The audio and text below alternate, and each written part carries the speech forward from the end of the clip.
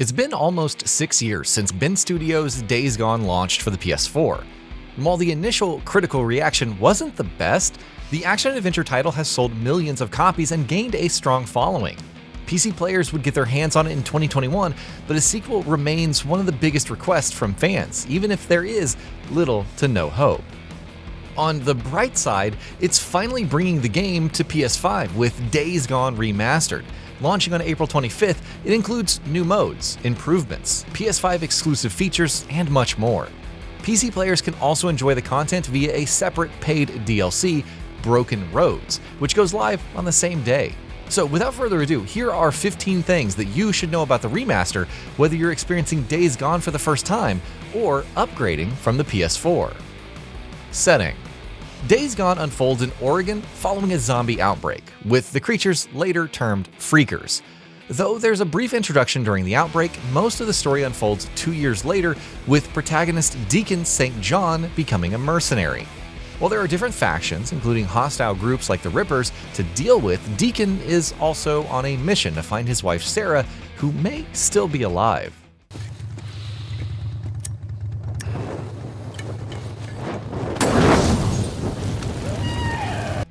Open world design.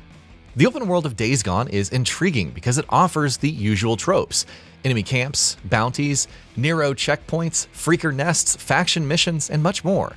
Besides the Pacific Northwest region offering some incredible natural vistas, it also features wide areas and extensive roads to traverse. Fortunately, as a former biker gang member, Deacon has his motorcycle to navigate the wilderness. Bike management and other survival elements. This leads to another distinguishing element of the gameplay loop: maintaining your bike. You'll have to repair and refuel it regularly, and various upgrades improve the durability, reduce the noise level, increase the amount of ammo that it can carry, and even provide a special boost courtesy of nitrous. Freaker types and other enemies.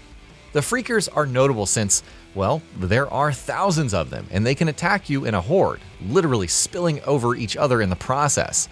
Aside from the regular Freakers, you have Swarmers, who hunt in hordes at nighttime, the Hunter-like Newts, Screamers who alert the Horde, the tanky Breakers, and much more. You'll encounter tougher variants of certain types like the Bleacher and Reacher as well, possessing more health and dealing more damage. If that wasn't enough, infected wildlife and other humans further add to the danger. Combat. There are several options for defending yourself though, including a variety of firearms like submachine guns, pistols, shotguns, sniper rifles, machine guns, assault rifles, and more. You can also equip melee weapons like axes, bats, and machetes to help save some ammo and assure less noise is generated. You can equip 4 weapons at a time, though the usual Molotov cocktails, proximity mines, pipe bombs, and so on are also available. While going loud is very much an option in many cases, especially to attract swarmers towards hostile humans and make them fight, you can also sneak around with a knife and quietly assassinate foes. And later, you'll unlock suppressors for firearms and discover crossbows for even stealthier combat. Grenade! Come on! Post-launch updates. When the original Days Gone launched, its level of polish and technical state left something to be desired. But thankfully, Ben Studio stuck with it, offering extensive post-launch support. All of those updates carry over into the remaster, including the option to reset ambush camps, hordes, and infestation zones, weekly DLC challenges, New Game Plus, survival difficulty, followed by Hard 2 and Survival 2, and more. Horde Assault. The biggest new addition in Days Gone Remastered is Horde Assault. Described as a survival arcade mode, players must fight through an ever-changing landscape with much larger hordes and tougher enemies. The longer you stay alive, the more challenging enemies will become, but you can earn better gear upon leveling up. Aside from a unique experience for veteran players, it also provides rewards like new playable characters, injectors, and patches. Speedrun mode. You've probably finished story mode in Days Gone multiple times, but have you tried to do it as fast as possible? Speedrun mode is the ticket, challenging you to complete the story in the shortest time.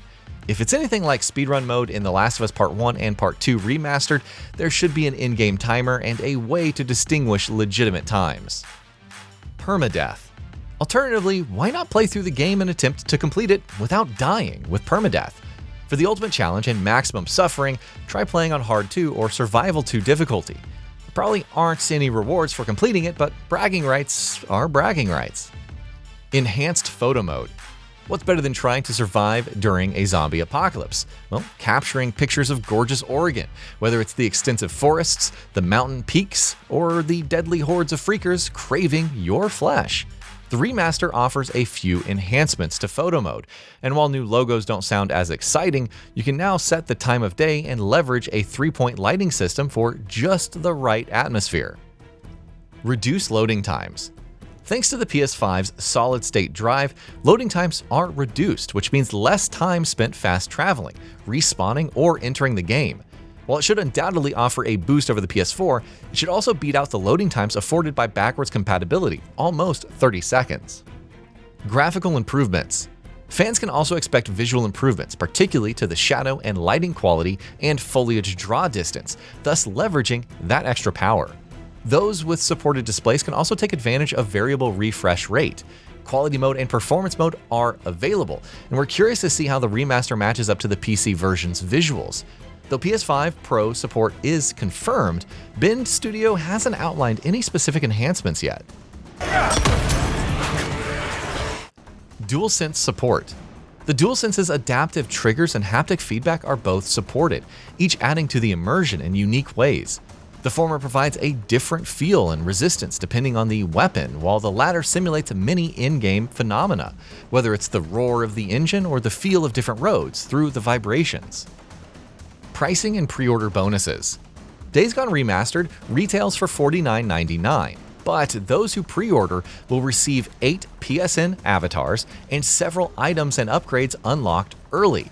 These include the Drifter Crossbow, Shroud Upgrade 1, which increases the bike's overall durability, Nitrous Upgrade 1 for boosting and also increased durability, Gas Tank Upgrade 1 for slightly more fuel capacity, and the Monkey Wrench skill, which makes scrap more effective for bike repairs. Once again, all of this is included in the game. Pre-ordering simply unlocks them early and makes the initial hours slightly more comfortable. $10 upgrade for PS4 owners. Like Sony's other remasters, those who own the original on PS4 can upgrade to the remaster for just $10. Considering all the new modes, it's not a bad deal, especially if you love Days Gone. And that'll be about it for this one. If you guys like what we're doing at GamingBolt, please consider subscribing to our channel, and I'll see you guys on the next video.